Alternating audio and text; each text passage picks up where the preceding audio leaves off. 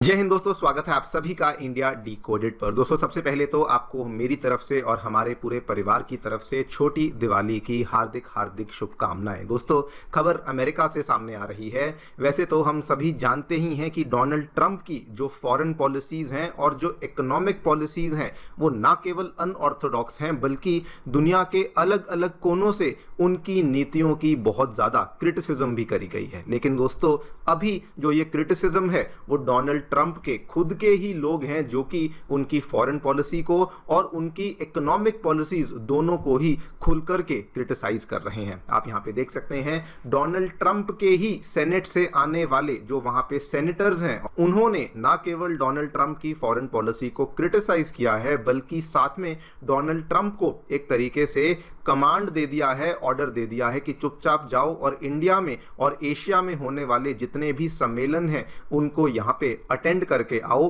Because number एक, India को ignore नहीं कर सकते। नंबर दो, इंडिया हमारे लिए प्रॉब्लम नहीं, अमेरिका की सबसे बड़ी प्रॉब्लम चाइना है और अगर डोनाल्ड ट्रंप इन सम्मेलनों में नहीं जाते हैं तो उस केस में अमेरिका को ही यहां पे नुकसान होने वाला है। आप यहां पे देख सकते हैं लाइव मिंट की खबर है दोस्तों। डोनाल्ड ट्रंप को कहा गया है कि सबसे पहले तो क्वाड के सम्मेलन जो कि इंडिया में इस साल होने वाला है उसको जाकर के अटेंड किया जाए बिकॉज चाइना सबसे सीरियस चैलेंज है। यहां पर भी देख सकते हैं सेम खबर को चाइनीज मीडिया भी कवर कर रही है कि अमेरिका के जो लॉ मेकर्स हैं वो डोनाल्ड ट्रंप से कह रहे हैं कि जितने भी इंडो पैसिफिक में सम्मेलन होने वाले हैं उनको जाकर के अटेंड करिए और चाइना को क्लियर मैसेज सेंड करिए। ये यहाँ पे क्यों कहा गया है उसके बारे में तो मैं चर्चा करूंगा ही करूंगा, लेकिन दोस्तों ये बहुत ही स्पेशल खबर इसलिए बन जाती है बिकॉज जिस दिन डोनाल्ड ट्रंप ने इंडिया के साथ ये टैरिफ वाला खेल शुरू किया था तो उसी दिन खबर सामने आ गई थी कि शायद डोनाल्ड ट्रंप इस साल जो इंडिया में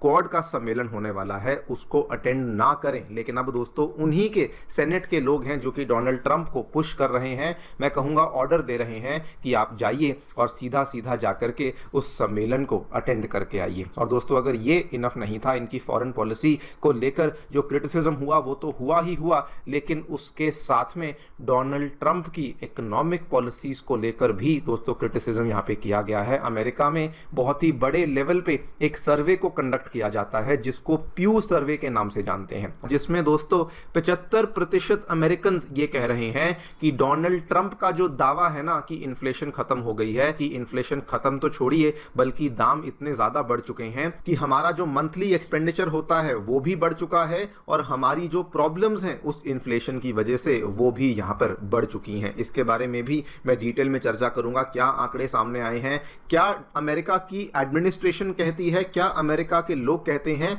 और क्या हमारे डोनाल्ड ट्रंप भाई साहब कहते हैं, उसके बारे में चर्चा भी आपके साथ करी जाएगी। मीनवाइल दोस्तों जहां पर यह सब हो रहा है, इंडिया और रशिया जिसको लेकर अगेन डोनाल्ड ट्रंप ने 3 दिन पहले दावा किया था कि भारत तो अब रशिया से तेल नहीं खरीदने वाला, तो वहां पर भी अपडेट सामने आया है कि इंडिया ने रशिया से जो कच्चे तेल का आयात है जो कि पिछले 2-3 महीने से थोड़ा सा कम हो चुका था, 1.6 मिलियन बैरल्स पर डे पर आ चुका था, वो इस महीने में फिर से बढ़ चुका है और अब जो नया आंकड़ा सामने आया है ये 1.8 मिलियन बैरल्स पर डे का आंकड़ा है, जिसके तहत इंडिया भी अब रशिया से कच्चे तेल के आयात को फिर से यहां पर बढ़ाना शुरू कर रहा है। इन्हीं सब चीजों के बारे में हम लोग चर्चा करने वाले हैं कि क्या यहां पर क्वाड सम्मेलन को लेकर डोनाल्ड ट्रंप की फॉरेन पॉलिसी को लेकर कहा गया है, क्या इनकी इकोनॉमिक पॉलिसीज को लेकर कहा गया है और कैसे इस बीच इंडिया और रशिया अपना जो ट्रेड है उसको यहां पे जारी रख रहे हैं उसको भी समझने का प्रयास किया जाएगा। आइए शुरू करते हैं मेरे साथ। मेरा नाम है अनिरुद्ध।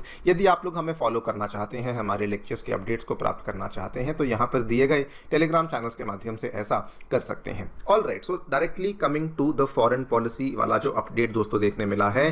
डोनाल्ड ट्रंप के प्रशासन में से कई सारे अमेरिका के लॉ मेकर्स, जिसमें कि जो पूरा का पूरा यहाँ पर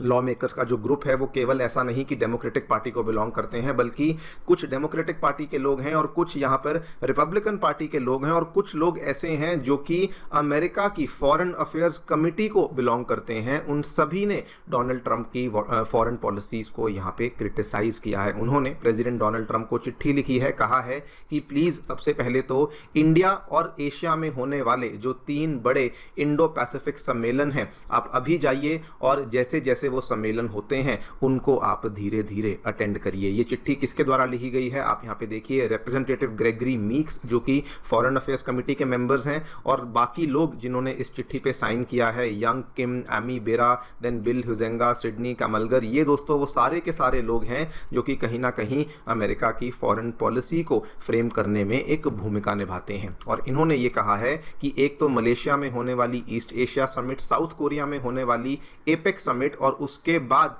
इंडिया में इस साल होने वाली जो क्वाड की लीडर समिट है, जिसकी बाय द वे अभी डेट और वेन्यू अनाउंस नहीं किया गया, लेकिन वो वाली जो समिट है उसको आप जाकर के अटेंड करिए ही करिए। द रीज़न कि वो लोग यहाँ पर डोनाल्ड ट्रंप से इस तरीके से बात कर रहे हैं, उनका रीज़न बड़ा क्लियर है। उन्होंने कहा है कि ये पूरा का पूरा इलाका जो इंडो पैसिफिक का इलाका है, ये अमेरिका की सिक्योरिटी और प्रॉस्पेरिटी के लिए बहुत ही इंपॉर्टेंट एरिया है, और अमेरिका इसको चाह कर के भी इग्नोर नहीं कर सकता। अगर डोनाल्ड ट्रंप वहां पर प्रेजेंट होते हैं, इन सम्मेलनों को अटेंड करते हैं, तो उस केस में अमेरिका की लीडरशिप को डिमॉन्स्ट्रेट करने का मौका मिलेगा। देखिए दोस्तों, कहानी काफी क्लियर है, और यहां पर मैं अमेरिका की सोच को, अमेरिकन सेनेटर्स की सोच को गलत नहीं बोलूंगा, बिकॉज हम सभी जानते हैं कि इंडो पैसिफिक में आज की डेट में सबसे बड़ा थ्रेट जो है वो कोई और नहीं बल्कि चाइना ही है। जी हां, इवन दो चाइना आज हमारे साथ खड़ा हुआ है, बिकॉज हम दोनों का जो कॉमन एनिमी है वो अमेरिका बना हुआ है व्यापार और ट्रेड को लेकर। लेकिन एक बात बड़ी क्लियर है कि सिक्योरिटी पॉइंट ऑफ व्यू से इंडो पैसिफिक के इलाके में जो कंपेटिटर है वो इंडिया के लिए भी चाइना है और वो अमेरिका के लिए भी चाइना है। और चाइना यहां पे किसी भी कॉस्ट पे अपना जो भले बेल्ट एंड रोड इनिशिएटिव हो, भले साउथ चाइना सी में अपनी टेरिटोरियल क्लेम्स हो, इन सभी को बढ़ाने का प्रयास करेगा ही करेगा, फिर भले उसको ऐसा करने में भले किसी के साथ भी कंपीट क्यों ना करना पड़े। और इसीलिए जो अमेरिका के सेनेटर्स हैं वो भी बार बार यही चीज को दोहरा रहे हैं कि किसी ना किसी तरीके से डोनाल्ड ट्रंप को इन समिट्स को विजिट करना चाहिए, सो दैट जो चाइना की यहाँ पे राइज है, जो चाइना का यहाँ पे ग्रोथ है और जो चाइना का डोमिनेंस है, उसको किसी तरीके से कम या फिर एटलीस्ट रिड्यूस यहाँ पर किया जा सके। नॉट जस्ट दिस, इसके साथ साथ में दोस्तों जो डोनाल्ड ट्रंप की इकोनॉमिक पॉलिसीज़ हैं उसको भी क्रिटिसाइज किया गया है। अमेरिका में क्या है कि बड़े बड़े लेवल पे सर्वेस को कंडक्ट किया गया, दो अलग अलग सर्वेज हैं, मैं दोनों की फाइंडिंग्स आपको बताता हूं। एक दोस्तों सर्वे कंडक्ट किया गया जिसमें 75% अमेरिकन ये बोलते हैं कि जब से डोनाल्ड ट्रंप सत्ता में आए हैं वो कह तो ये रहे हैं कि इन्फ्लेशन खत्म हो गई है, कह तो ये रहे हैं कि दाम नीचे गिर गए हैं, लेकिन अमेरिकन ये बोलते हैं कि जब से डोनाल्ड ट्रंप सत्ता में आए हैं तो उनका जो मंथली हाउस होल्ड खर्चा है वो कम से कम $100 से बढ़ चुका है पर मंथ। आप यहां पे देखिए, ये पूरा का पूरा जो चार्ट है वो भी देखने को मिला है। 75% रिस्पोंडेंट्स ऐसा कहते हैं कि उनके जो खर्चे हैं वो यहां पे डेफिनेटली बढ़ चुके हैं। बल्कि इतना ही नहीं, इसी पर्टिकुलर सर्वे में 54% लोग ये मानते हैं कि यूएस इकोनॉमी रिसेशन में ऑलरेडी है, 53% लोग ये मानते हैं कि सिचुएशन खराब हो रही है, एंड ऑलमोस्ट सभी लोग ये मानते हैं कि चाहे इकोनॉमी कैसी भी हो, लेकिन आज की डेट में सबसे बड़ा रिस्क जो कि अमेरिका फेस कर रहा है